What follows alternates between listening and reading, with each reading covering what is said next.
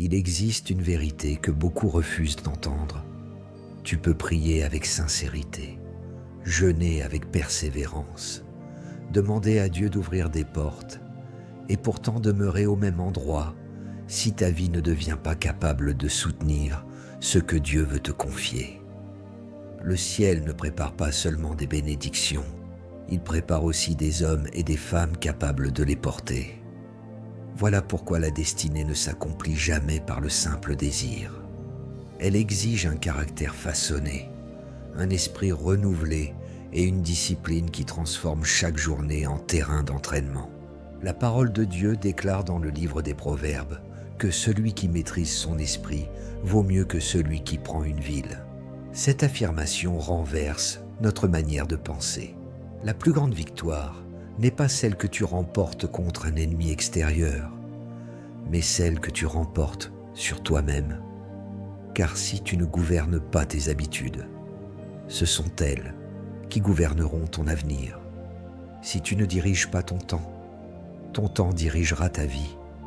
Et si tu refuses aujourd'hui les petites disciplines, tu repousses, sans le savoir, les grandes responsabilités que Dieu voulait déposer entre tes mains. Peut-être que ce message vient te déranger, mais ce dérangement est une grâce. Dieu ne cherche pas à te condamner, il veut t'éveiller. Si cette parole touche déjà ton cœur, prends un instant pour soutenir cette mission en aimant cette vidéo et en t'abonnant. Tu permettras ainsi à d'autres personnes qui cherchent la vérité de recevoir elles aussi cette exhortation. Puis reste jusqu'au dernier mot, car ce que tu vas entendre peut transformer durablement ta manière de vivre, de penser et de marcher avec Dieu. Et si la porte qui semble fermée devant toi n'était pas verrouillée par les circonstances, mais par une réalité beaucoup plus proche, beaucoup plus silencieuse et beaucoup plus décisive que tu ne l'imagines, c'est cette vérité que nous allons maintenant mettre en lumière. Beaucoup de personnes attribuent leur retard à des ennemis invisibles, à leur famille, à leur passé ou aux circonstances. Elles passent des années à chercher une explication extérieure alors que la réponse se trouve souvent dans le miroir.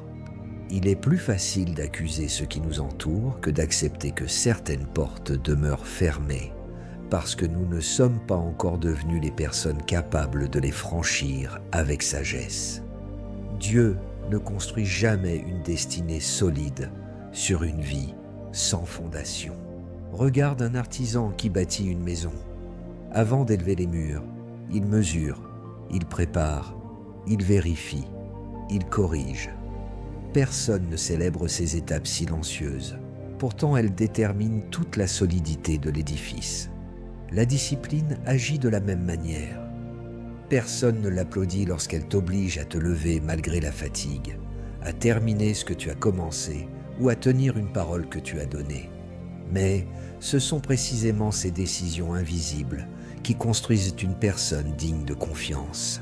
Lorsque Dieu appelle un homme dans les Écritures, il transforme d'abord son caractère avant d'élargir son influence. Moïse n'est pas devenu un conducteur de peuple en un seul jour. David n'a pas reçu le trône au moment où il a reçu l'onction. Joseph n'a pas gouverné l'Égypte dès qu'il a reçu ses songes. Chacun d'eux a traversé une école où la fidélité dans les petites choses préparait les grandes responsabilités. Leur véritable victoire n'était pas seulement sur les obstacles extérieurs, mais sur leur propre impatience, leurs réactions et leurs choix quotidiens. Peut-être demandes-tu à Dieu davantage de faveur, alors que le Seigneur t'invite aujourd'hui à davantage d'ordre.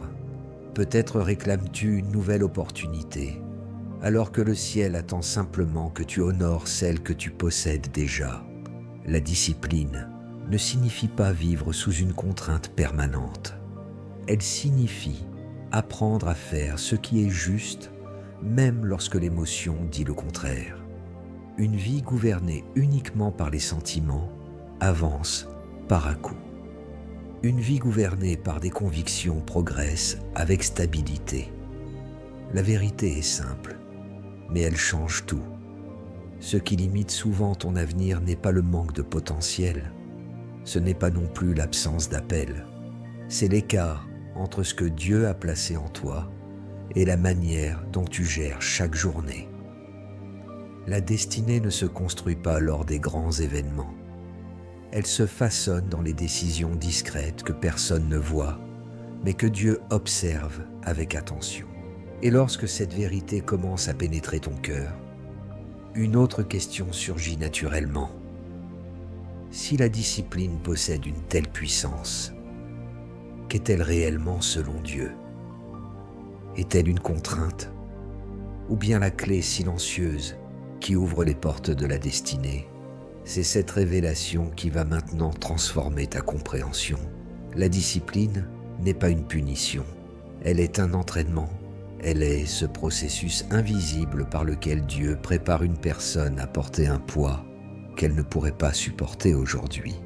Beaucoup désirent les résultats de la maturité, mais refusent les exercices qui conduisent à cette maturité. Pourtant, aucune force ne naît sans résistance, aucun caractère ne se forme sans répétition, et aucune destinée ne s'accomplit sans persévérance. Imagine un musicien qui rêve de remplir de grandes salles. Personne n'entend les milliers d'heures passées à reprendre les mêmes notes. Le public applaudit la maîtrise, mais ignore la discipline qui l'a produite. Il en est de même dans le royaume de Dieu. Les grandes victoires visibles sont presque toujours le fruit d'une fidélité invisible. Les moments où tu choisis de prier alors que personne ne t'observe, de respecter ta parole alors qu'il serait plus facile de l'oublier, de continuer à avancer malgré la lassitude, deviennent les pierres avec lesquelles Dieu construit ton avenir. La discipline est la monnaie de la destinée. Tu ne peux pas acheter ton appel avec des émotions, ni soutenir une mission avec un enthousiasme passager. Dieu cherche des hommes et des femmes capables de rester constants lorsque l'excitation disparaît. Car la constance révèle une confiance plus profonde que les sentiments. Elle démontre que ta vie est dirigée par une conviction et non par une humeur. C'est ainsi que les portes s'ouvrent durablement, parce que celui qui les franchit est devenu aussi solide que la responsabilité qui l'attend. Mais cette discipline ne vient pas d'une simple volonté humaine. Elle reflète un principe qui traverse toute la révélation biblique. Depuis le commencement, Dieu nous montre que chaque œuvre durable naît d'un ordre parfait. Lorsque tu comprends cette loi spirituelle, tu découvres pourquoi le désordre retarde si souvent ce que le Seigneur veut accomplir dans une vie. Lorsque tu ouvres les premières pages de la Bible, tu découvres une vérité qui traverse toute l'histoire de Dieu avec les hommes. Le Seigneur ne crée jamais dans la confusion. Avant que la vie apparaisse, il sépare la lumière des ténèbres. Avant que les êtres vivants remplissent la terre, il établit des limites, des saisons et des fonctions. La création entière témoigne que l'ordre précède toujours la fécondité. Là où Dieu veut produire quelque chose de durable, il commence d'abord par mettre chaque chose à sa juste place. Cette loi n'a jamais changé. Si Dieu agit avec ordre dans l'univers, pourquoi agirait-il autrement dans ta vie? Beaucoup demandent une récolte abondante, alors que leur quotidien ressemble à un champ abandonné. Les priorités sont inversées, les engagements sont repoussés, les décisions importantes sont remises au lendemain. Et pourtant, ils espèrent une transformation profonde. Mais le Seigneur ne bénit pas le désordre pour qu'il demeure désordre. Il invite toujours son peuple à revenir à l'alignement afin que sa faveur puisse circuler librement. Prends un instant pour regarder ton existence avec sincérité. Ton temps reflète-t-il tes priorités? Tes habitudes honorent-elles la mission que Dieu t'a confiée? Tes paroles sont-elles en accord avec tes actions? L'ordre ne consiste pas à rechercher une perfection impossible, Il consiste à remettre chaque domaine de ta vie sous l'autorité de Dieu. Lorsque cela commence à se produire, la paix remplace la confusion, la clarté remplace l'hésitation, et chaque journée devient un terrain où la destinée peut enfin grandir. Le Seigneur ne cherche pas seulement à changer ce que tu possèdes. Il veut d'abord transformer la manière dont tu gouvernes ce qu'il t'a déjà confié. Car une vie ordonnée devient un témoignage silencieux de la sagesse de Dieu. Et lorsque l'ordre s'installe, une autre réalité apparaît naturellement. Celui qui apprend à gouverner sa propre vie reçoit progressivement l'autorité nécessaire pour influencer celle des autres. C'est là que la discipline cesse d'être un effort personnel et devient le fondement même du véritable leadership. Le véritable leadership ne commence jamais devant une foule. Il commence dans le secret, lorsque personne ne regarde. Beaucoup rêvent d'influencer des nations, des familles ou des organisations, mais négligeant le gouvernement de leur propre cœur. Pourtant, Dieu ne remet jamais une grande responsabilité à celui qui refuse les petites disciplines. L'autorité spirituelle ne s'obtient pas par le titre, par les paroles ou par l'apparence. Elle naît d'une vie qui a appris à obéir avant de vouloir diriger. L'apôtre Paul exprime cette vérité avec une profondeur remarquable dans la première épître aux Corinthiens, chapitre 9, verset 27. Il déclare qu'il traite durement son corps et le tient assujetti, de peur qu'après avoir annoncé le message aux autres, il ne soit lui-même disqualifié. Cette parole révèle que même un serviteur puissant de Dieu comprenait qu'aucun appel n'est au-dessus de la maîtrise de soi. La victoire ne consiste pas seulement à convaincre les autres, elle consiste à rester fidèle lorsque personne ne peut contrôler tes choix. Chaque fois que tu apprends à dire non à une distraction, oui à une responsabilité, non à la paresse, oui à la fidélité, tu renforces ton autorité intérieure. Et cette autorité devient progressivement visible autour de toi. Les personnes qui inspirent véritablement confiance ne sont pas celles qui parlent le plus fort, mais celles dont la vie confirme silencieusement les paroles. Leur caractère parle avant leur voix. Dieu veut faire de toi une personne capable d'influencer avec sagesse. Mais avant de te donner une plus grande sphère d'influence, il travaille sur le dirigeant que tu es lorsque tu es seul. Car celui qui ne sait pas se conduire lui-même ne pourra jamais conduire durablement les autres selon les voies du royaume. Et c'est précisément ici que beaucoup s'arrêtent, non parce qu'ils manquent de capacité, mais parce qu'ils se cachent derrière des raisons qui semblent légitimes. Pourtant, tant que les excuses gouvernent une vie, la destinée attend patiemment qu'une véritable décision soit enfin prise. L'une des prisons les plus discrètes n'est pas faite de barreaux. Elle est construite avec des phrases que l'on répète jusqu'à les croire vraies. Je n'ai pas envie. Je commencerai demain. Ce n'est pas le bon moment. Quand les circonstances changeront, je changerai aussi. Ces paroles semblent inoffensives, mais elles repoussent silencieusement la vie que Dieu t'appelle à construire. Les émotions sont de précieux indicateurs, mais elles deviennent de mauvais dirigeants lorsqu'elles prennent la place des convictions. Si tu attends d'avoir toujours envie de prier, tu prieras rarement. Si tu attends d'avoir toujours envie de pardonner, ton cœur restera chargé de blessures. Si tu attends d'avoir toujours envie de travailler avec excellence, tu laisseras passer des occasions que Dieu avait placées devant toi.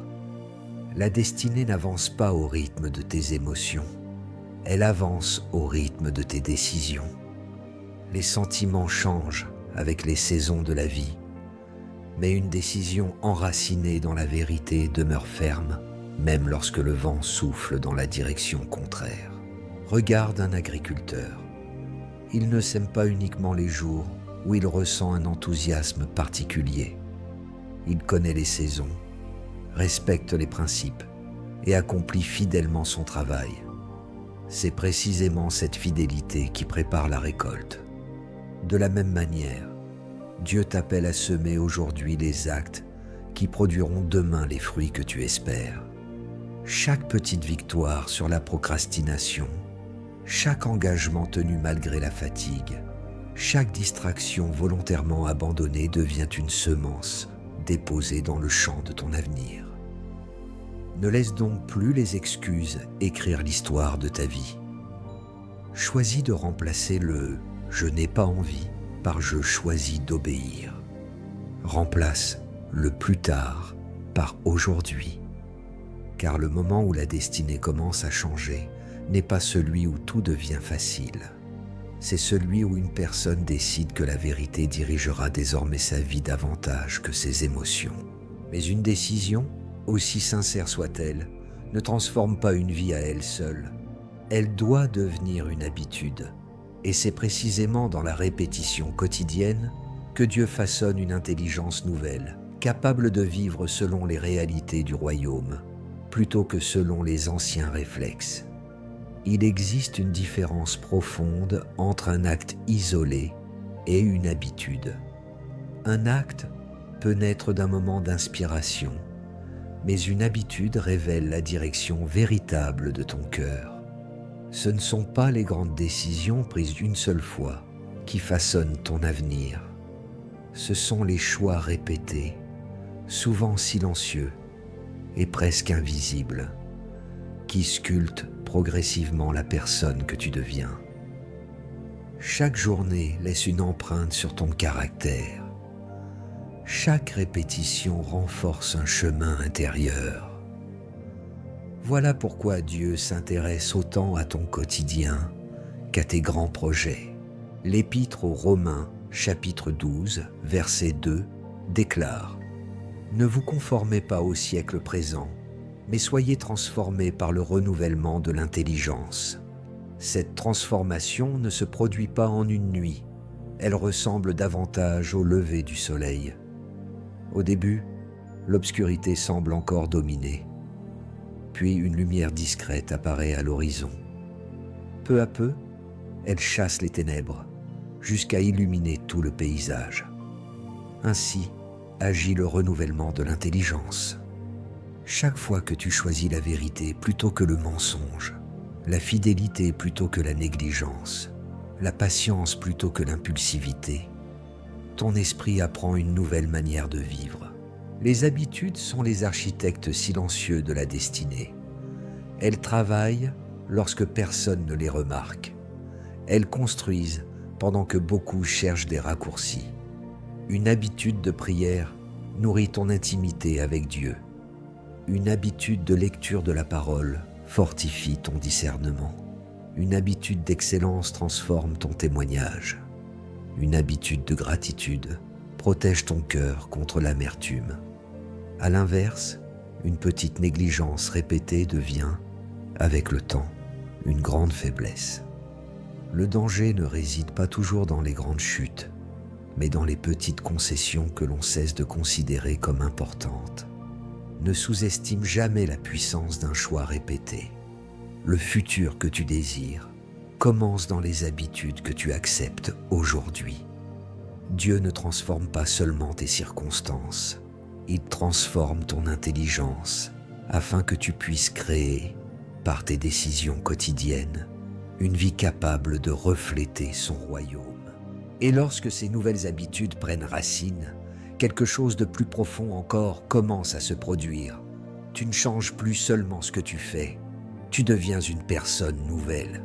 C'est alors que la discipline cesse d'être un effort et devient le chemin même de ta métamorphose. La discipline ne change pas seulement ton emploi du temps, elle transforme ton identité. Beaucoup veulent te voir leur vie évoluer sans accepter le processus qui produit cette évolution. Pourtant, toute transformation authentique demande du temps, de la patience et une fidélité constante. Dieu ne travaille pas dans la précipitation, il façonne avec précision. Ce qu'il construit est destiné à durer. Regarde une graine. Lorsqu'elle est déposée dans la terre, rien ne semble se produire. Celui qui passe devant ce champ pourrait croire que tout est immobile. Pourtant, sous la surface, une vie nouvelle est déjà en mouvement. Les racines se développent avant que les feuilles n'apparaissent. Ainsi agit la discipline. Les changements les plus profonds commencent toujours là où les regards ne peuvent pas les voir.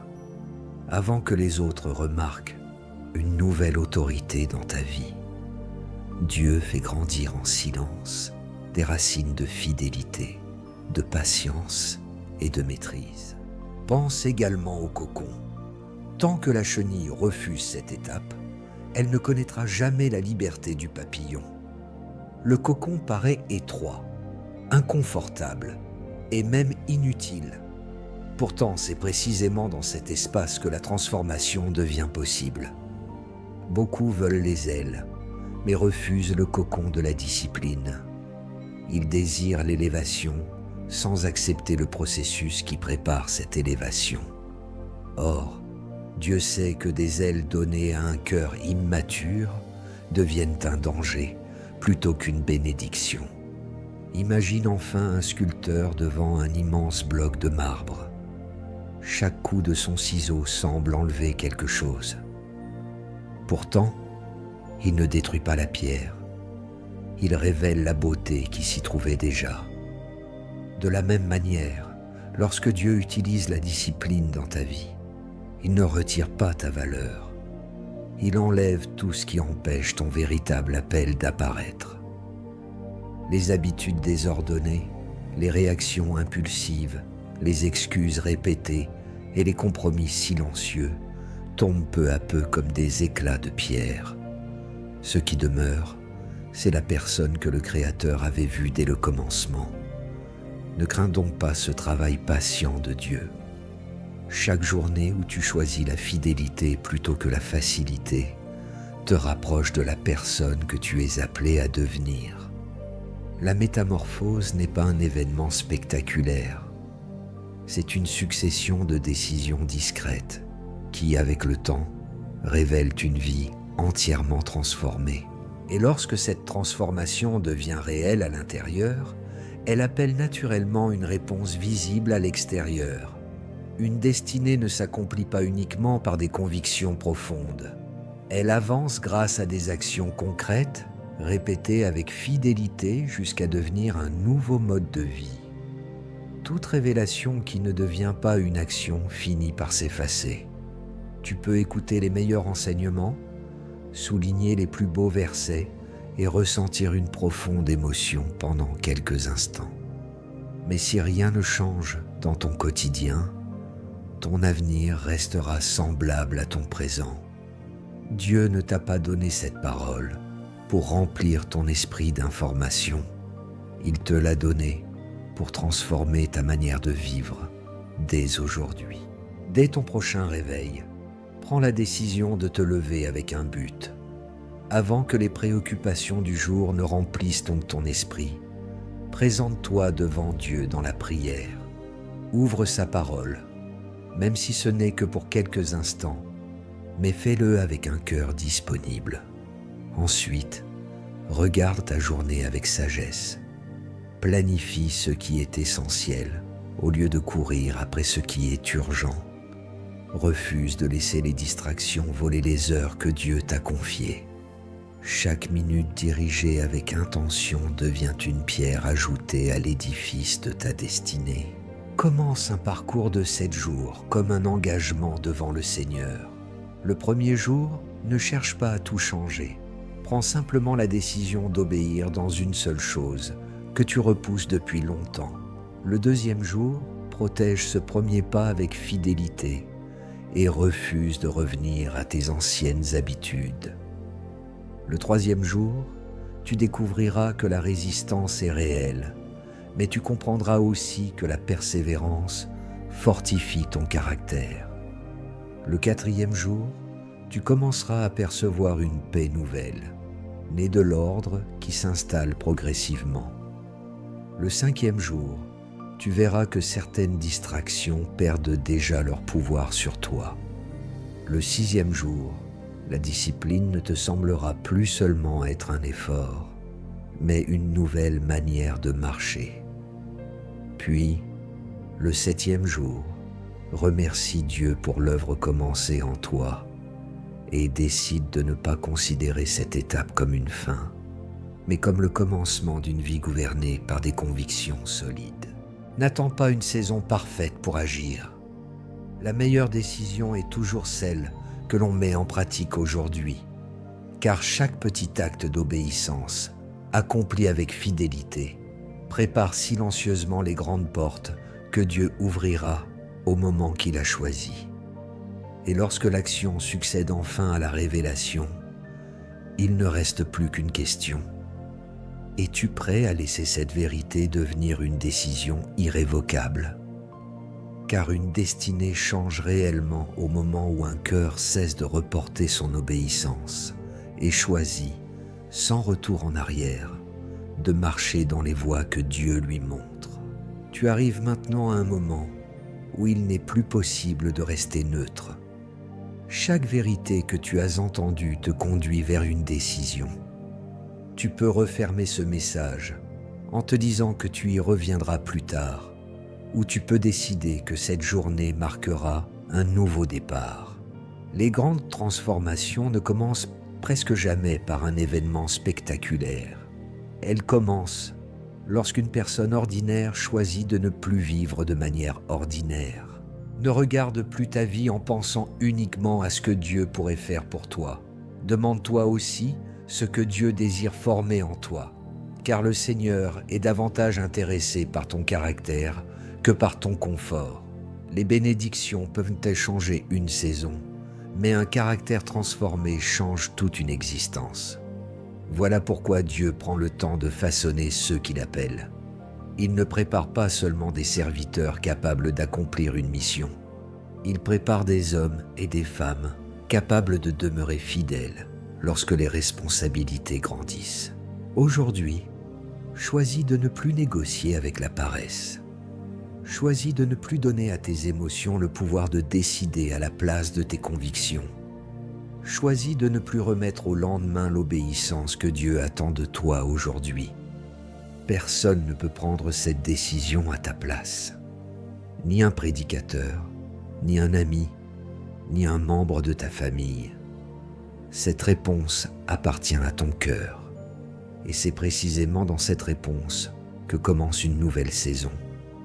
Imagine-toi dans quelques mois, après avoir vécu chaque journée avec davantage de discipline, davantage d'ordre et davantage de fidélité. Tu ne seras pas seulement plus organisé, tu seras devenu plus stable, plus sage, plus digne de confiance et plus disponible pour les œuvres que Dieu avait préparées d'avance pour toi. Voilà le véritable succès dans le royaume. Devenir la personne que Dieu avait pensée avant même ta naissance.